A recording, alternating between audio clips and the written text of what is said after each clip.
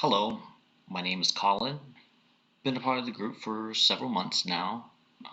I've seen many posts about people wanting opinions on, if such and such person is a scammer or not, or stories about how they fell victim to a scammer because, they said such and such. And I figured that it would be very helpful if I created a video that explained a lot of the different tactics that they use, my personal experience and stuff like that. What experience do I have? I have a lot of experience in, dark web. Basically, I used to, purchase data off the dark web long time ago. But I still like to go on every now and then, not to purchase things, but I like to see how, they're they're they're working and what things are being put out there, and it's very interesting. It really opens up your eyes, and you start to learn how they're able to turn the information, and what things, what you can do to avoid it. You get kind of an idea on who the people are that who are the people that are scamming people, who are taking people's information. You kind of learn to think about them, who they are, and how they think. That's very important. I also know people who used to be hackers. You know, I have a very good friend who lives in Europe. Um, he used to do that thing, but he doesn't do it anymore. And he's taught me a lot of things about how to avoid these things, because it can be very complicated to the point where even companies like Google have fallen victim to scammers and lost hundreds of millions of dollars. If they have some of the smartest people in the world working for them, and they can fall for it, anybody can. So, first point I want to do is, when you meet somebody online or somebody approaches you online, and you're not sure if they are who they say are, or maybe you're not thinking that. Maybe you think that this person is legit and you don't need to question it. Well, even if you feel like you don't need to question it, you should still verify. Ronald Reagan's famous quote: "Trust but verify." And how you verify? Easy. There's two things you can do. Oh, sorry about that. There's two things you can do.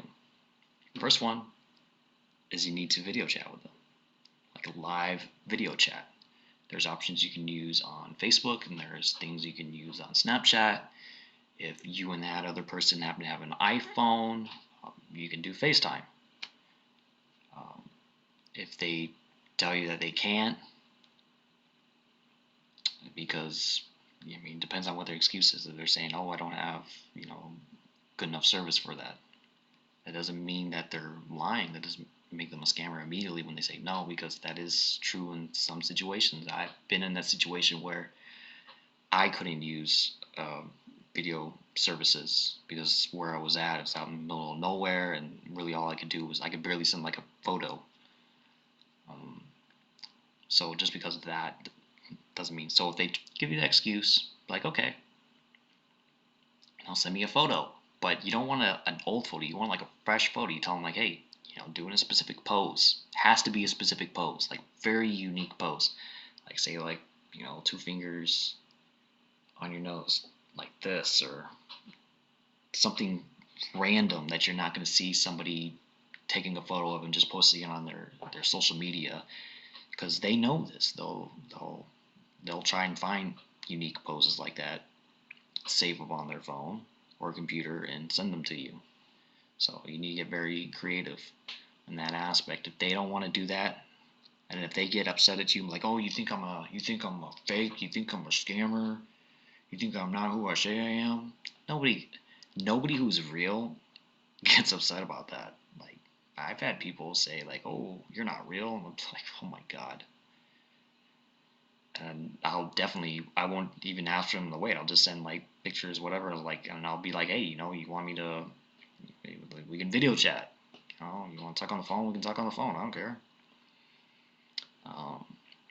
If they're not willing to do that, bona fide fake. Bona fide fake. No, no ifs, ands, or buts. If they don't block you first, you block them because. But usually they'll block you. If you question them like that, they think about scammers. They don't want people who seem smart, who are gonna question, who don't seem gullible, who don't, immediately do what they say, and maybe on to the next one. Because there's billions of people on this planet. They're not gonna waste their time on somebody who's like asking all kinds of questions. They'll just block you, move on to the next person, and that person might be somebody who is not going to want a video chat or send pictures. They're just going to immediately believe that they're real, which is what they want. Okay, so that's the easiest way. There's no way to fake that. There's no way, especially video chat, live video chat. You cannot. There is absolutely no way. You would need like some super hardcore artificial intelligence program set up that can duplicate a person like this, but we're not in that kind of that time period, so you don't have to worry about that. But what they can do is that, say, like if you're on like Skype, they can send in using a program a video feed where it looks like it's live. So if they're not interacting with you, they're not responding to you, you just see them moving around, just like waving, like hi, but they're not responding to anything you say, then that means that that's what they're doing. They're using a video feed and they're feeding it into there. Okay.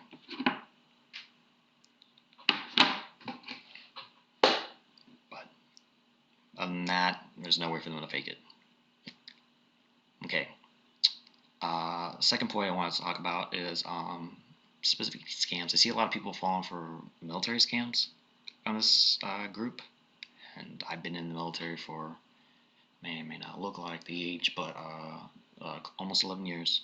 Reserves, active duty for a little bit, deployed to Guantanamo Bay. It was a non-combat deployment, is what they call military police. So I was in the camps with the detainees, high-level detainees, watched them over and stuff like that. And yeah, Gitmo's definitely not like you see on TV or hear on the news, so they're treated very well. But a type of scam that I see like people talking about in this group is say they meet somebody who's they're deployed, which right now there are people who are deployed, and they're deployed all over. There's people in Africa, there's people in Korea, there's people in the Middle East still, but mainly the big if they're saying they're deployed, and they say they're in Africa, it's SSF. But the thing about SS is that they're not going to tell you they're SF. I don't care who they are. They're not going to tell you. They're just not. They're not even going to message you. Okay? Because they're not going to be on Facebook. They don't have access to Facebook, being SF and deployed. They don't. They cannot get onto that stuff. It's a security risk. Okay, so if anybody messages you and claims that, oh, I'm deployed, I'm in the special forces, like nobody says that. Nobody in the military who's SF says that. They don't. Okay, and really the only places where SF are deployed in very short periods. They're usually like a 3 month. Sometimes it's the 1 month. Periodically, several times a year. Sometimes I've known people. Special forces, they had 36 deployments. That doesn't mean they deployed for 36 years, but theirs is like 2 months, 3 months. They're not going to message you, and they say like they're not special forces, and they're asking for money, and they say, hey, I want to go on leave, but I can't because I don't have any money. I can't pay for my plane ticket. Yeah, that's complete. That's a lie. That's a little lie. So you get so you have to request leave, okay, and you actually get leave pay. Okay, so it's not like you're not getting paid to leave, and there's actually special flights that they get to go on. Okay, that's only for the military. You have to be active duty, and you can get onto airlines for basically no, actually it's free. Yeah, it's free. It's free travel. It's a little bit of a pain to use, but you can, let's say if there's like some empty seats on a plane, which especially right now there's gonna be a lot of empty seats on planes. They can travel anywhere for free, anywhere in the world, or they can travel via a military cargo plane too. Um, but people who are deployed, they're not really spending their money, so they have a lot of it. Okay, they don't need money to travel. Okay, they don't need it. Um, some other scams are from the military. Usually that's really what they're just trying to pick. Like, oh, I'm deployed, trying to get home. No, no. Let's say if they didn't have the money and they wanted to go home. Okay, this is the military. This is camaraderie. You're deployed with people. They're basically your family. Okay, like if I'm deployed with somebody and I know that they want to go home really bad, but they really don't have any money. And I literally know that they don't have any money. Like they were just in a lot of debt, and they came in here and they've just been paying it off. And it's like you're literally zero. I'm gonna pitch in. I'm gonna help them. Okay, and I know that anybody else that was in our platoon that works with them is gonna give them money to pay for their flight so they can go home. That's just how it is. I've never known anybody who's deployed who was given a leave time that couldn't go home because they didn't have money. Doesn't happen. Somebody's going to pay for it. Somebody in command finds out that the soldier can't go visit his family because he doesn't have the money. They're like, nope, we're taking care of the soldier. That's just how it is. Doesn't matter. Marines, Air Force, Navy, Army, Coast Guard. I don't think Coast Guard deploys anywhere though. National Guard. It's all the same. Don't fall for that. Um, it's another thing with the military. That's really it. I mean, but usually, like, people in the military, like, they're not going to talk about where they're at. If they're deployed, they're not going to tell you they're deployed. Okay? They're not doing that. You're not allowed to. Um, especially if they're like an officer, that's not happening. I know like people who are like, well, I don't personally know them, but they're like generals. They don't post anything about that stuff. So be very leery of that. OPSEC, Operation Security, is what it's called. Okay. Um, part two. Okay, so outside of military scams, another scam is gonna find somebody who's asking for money in some way. It doesn't matter if it's for, you know, um, a bill. I've seen people posting things of some kind of medical bill, and they send a screenshot of it, and you can tell, like, it doesn't even look like a paper. It looks like it looked digital in the way, and it just was very confusing. And it was for like,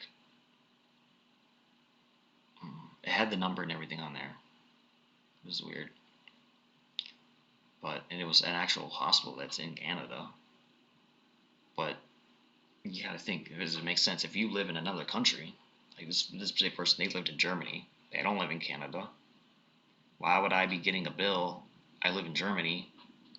I'm a citizen of Germany. Why am I getting a bill for a Canadian hospital? Does that make sense to you? No, it does not make sense. Okay? Especially when this person's saying the only payment they can accept is gift cards or PayPal or, you know, big one, the what is it called? Western Union. No business takes Western Union. No business. No, nobody. Nobody takes Western Union. Nobody takes gift cards. I would never, ever, ever take a gift card for my business. Never. I don't care. They're basically useless. Like the only way that you can like get any money out of a gift card is if you sell it on a marketplace program where people purchase gift cards for cash, but you're looking at a huge loss unless it's like an Amazon gift card. But anyways, they want gift cards. That's a scam, okay? Ain't nobody taking gift cards or PayPal. Some businesses they take PayPal. And the cool thing about PayPal is they're pretty fun. But if they're asking for PayPal and they want you to send it as a friend, please. I don't care. Especially if it's like, let's say if you're purchasing anything in person too, like it's a product, right? Never, ever, ever, ever click the thing that says for friends and family. It says for friends and family for a reason, because this is money that you're gifting, okay? It's money that you can't dispute, is basically what that means.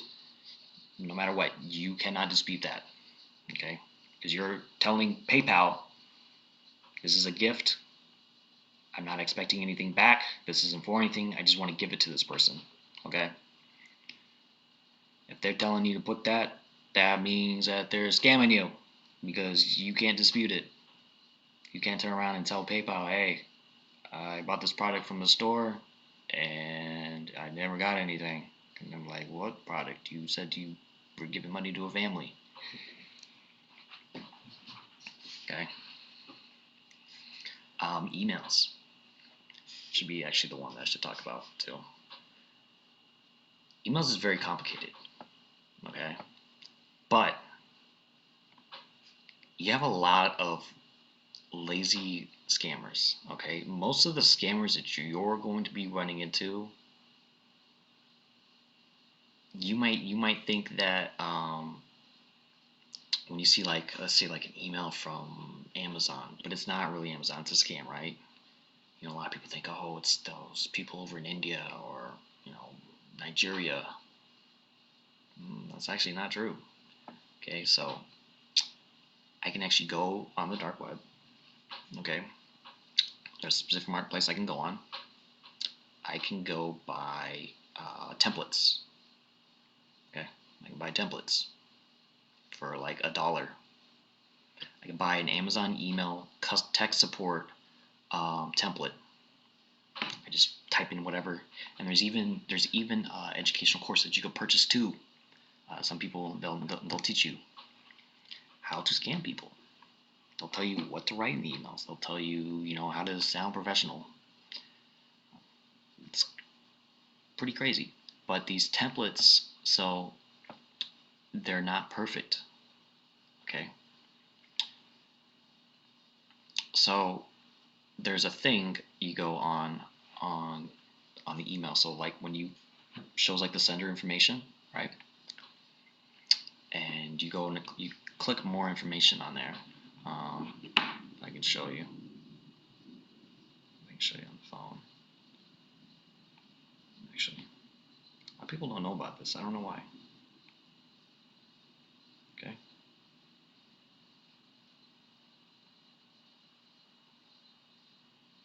So here's one.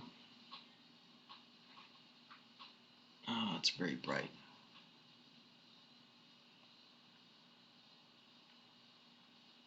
Okay, that's very bright.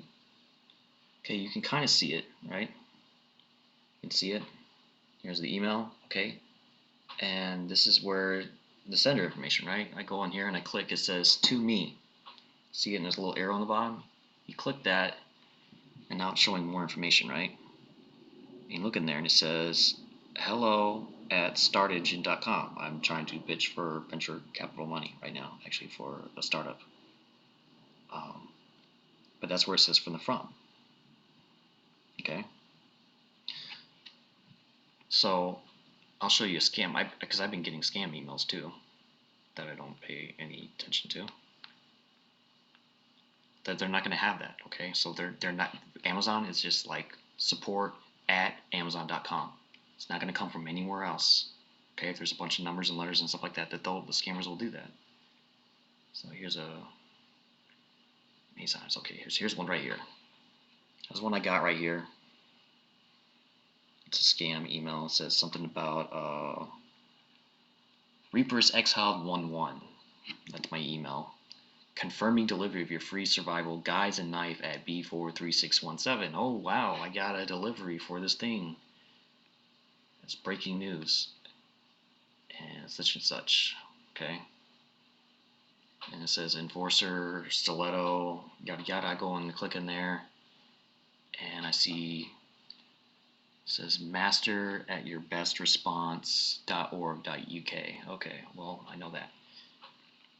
If you get something like this in your email, and it talks about the combat needle, which is a knife. So I can't say this is a scam, actually, because it's not. A lot of scammers, they're more of like harassers. If you get these things in your email, and you see on the thing that talks about live longer, buy this supplemental pill, yada yada yada, whatever. They'll use bots, and so there's like specific software that they can purchase that'll let them control thousands of computers. It's a virus, it spreads out, and they use different people's emails to mass send out these emails, but they're affiliate programs. Okay, they're referral fees. That's what they're collecting.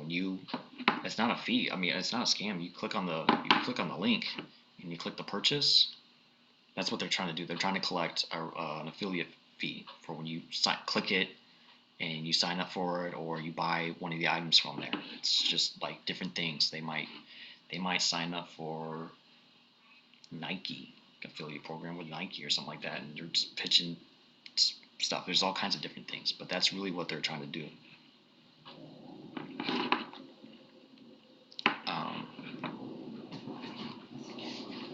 But if it's like something like saying like they're claiming that they're from Netflix, that's more like my mom.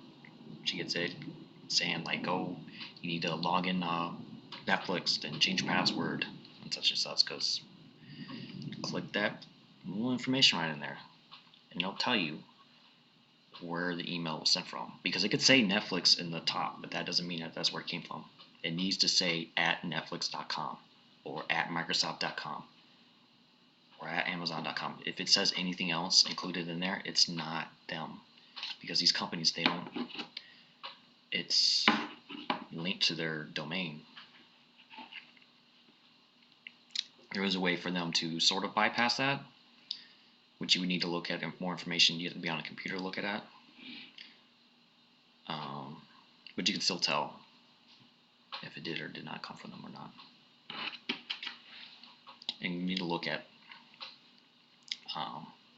things, because I've seen the templates, they're not live, they're not updated, okay? They're not going to update the date, they're not going to include all the different links for Amazon, they're not going to include the customer support number in there and stuff. Like, it's not as professional, as clean, as filled with information as, a legit one is. Okay? So those are things you just need to look for. You just need to be aware of what you're looking at. Okay? And know that most of the people who are scamming you on the internet, they're young people. A lot of them are kids too. Like 13 years old, 14 years old. They don't know what the fuck they're doing. Okay? They got access to the dark web and found this marketplace to go buy stuff from, paid a couple bucks, and now they're screwing around on the internet with stolen information that they got, but they don't know what they're doing. Okay?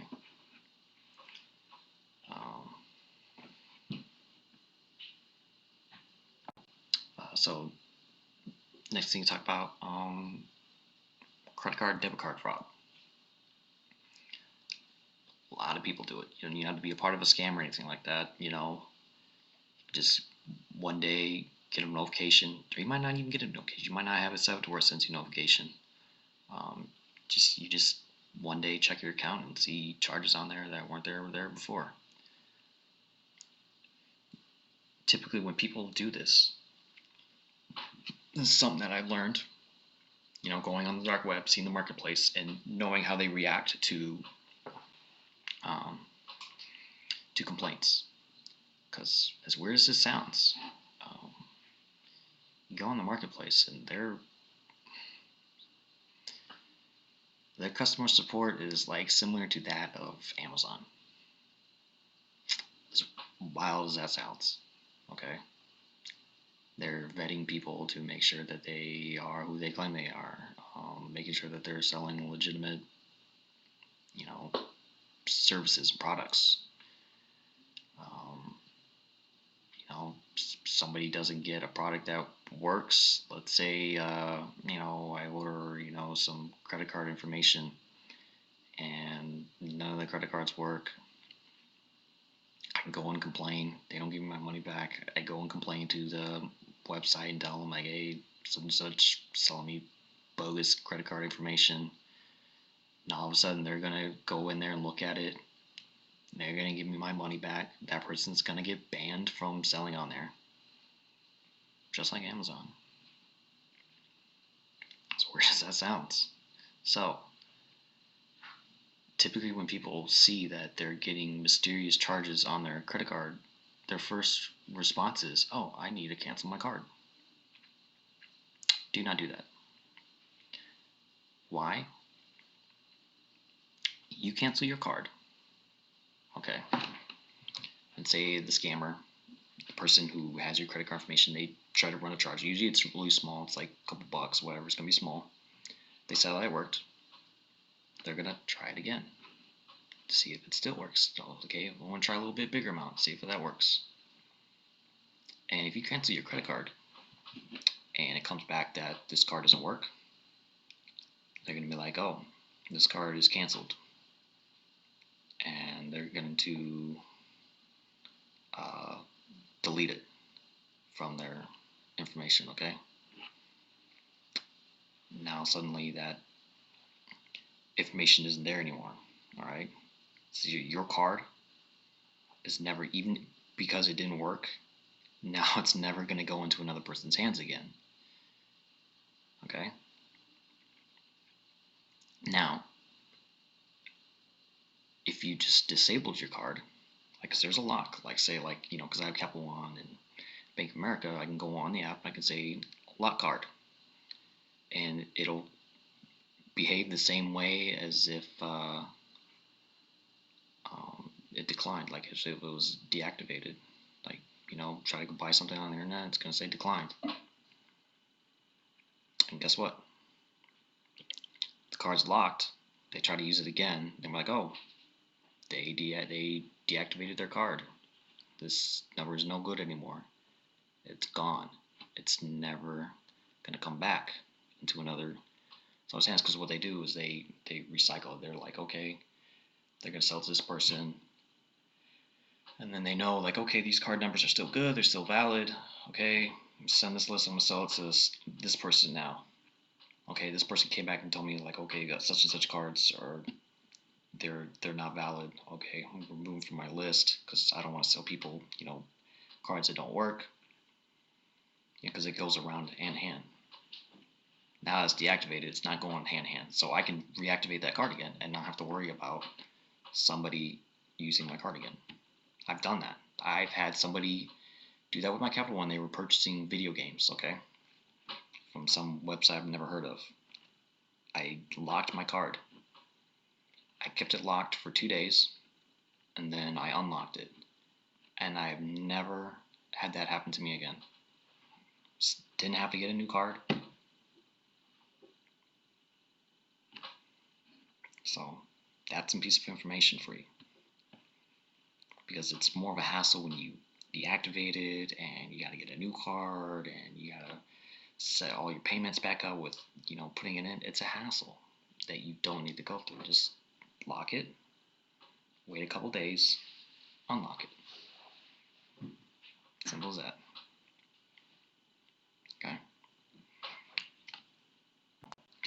As for your bank account information itself, say if I have your routing number and your account number, I can't do anything with that. They can't do anything with it.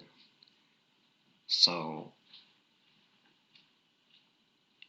it's like building a picture, okay? Like, or putting a puzzle together, and each piece of information that they have of you is like adding to the puzzle.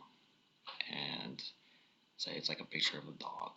Okay, I don't know what I got like 3 pieces right here. I don't know it's a dog, but with enough pieces, I don't even have to have all the pieces. But if I have enough of the pieces, and I can tell from what I see that it's a dog, I know, okay, this is a dog. Same thing with, trying to steal somebody's information. If I have enough pieces in here, that gives me a clear, like, an idea of what the image is that I'm looking at. That's enough for me to get in. So, the bank account, I can have your login information. I can username, password. That doesn't mean anything. That doesn't mean, like, just because I have your login information doesn't mean I can just go into your website, log in, and start transferring money. Because there's security measures in place on these banking sites, okay? So they're going to see that I'm trying to log in from a different device, different location. And they're going to be like, oh, answer these security questions. And now unless I have more of the picture, I'm stuck. But if I know enough information about you, like say, go on Facebook. I can look at your Facebook. I can take some notes. All I gotta do is just try and log in once. Okay? I didn't really know the information, but I see your security questions. I can sit there and do some research and maybe figure it out depending on what your security questions are. So if it's like, where were you born? That's a typical one. Where were you born? Well, on Facebook, okay, well, it says this person was born in Chicago, Illinois. Okay, Chicago. That wasn't that hard.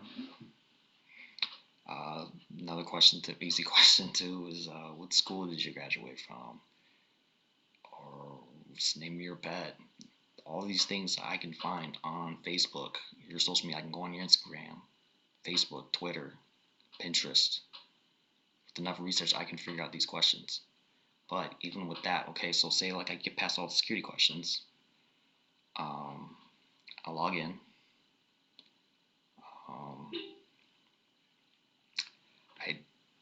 I gotta have this. Let's say if I got like a regular bank account, what am I gonna do? Am I gonna transfer? I'm gonna put in my information, right? My bank account information into your bank account and transfer money over. Come on, it doesn't work that way. So because when it's fraud like that, I gained your information fraudulently, and I transfer money over, you're protected. Now it'd be different if you gave me that information. Let's say, friend of yours, gave it and they want access. A lot of people don't know this. If you willingly gave them your access information, if they take money out of your account, you're not protected. You're not protected in court either, because you gave them access. Okay? Which is why it's important to have the two-step authorization. Okay? Because even if I know the security questions, you're going to get, unknown device, send in a code to your phone. Dang it. The only way to get past that, and there is a way to get through that, is you would have to know who the company is that the bank uses for their text code. You'd have to hack into their services and basically bypass the message, like be like in the middle, like say here's the text, here's your phone, and then boom, here I come in here, goes through me first, and then goes to your phone. Or I can just redirect it to a different number. But that's getting more complicated. Most thieves online, they're not hackers. Actually, they're just people who purchased your information. They don't know what the fuck they're doing. They're not going to be able to do that. Okay? So that's very important. Two-step authentication, super important. Don't make it your email. Always, if you can, make it your phone number. Because with email, if I can get into your email address, then I can get that. I can get it before you even see it. You won't even get a notification. When I'm already logged into your email, you're not going to see that. Okay? So, email two-step authentication. I have it set up where even if I put in the correct password, it's going to be like, this is a unknown device. We're going to send you a code to verify you are who you are. Okay? It's important. If you can, make it to where it's always like that on any sort of new device, because the only way for them to get around that is that they have to have a special software that mimics your IP address. Okay, but they have to know your IP address. If they figure out your IP address, they can mimic it. They can get around that. So that's an important thing to know. It's about building a puzzle. A lot of people, they freak out about social security numbers. Like, oh my god, the guy's got my social security number. Well, you can't do anything. I can't do anything with a social security, just a social security number.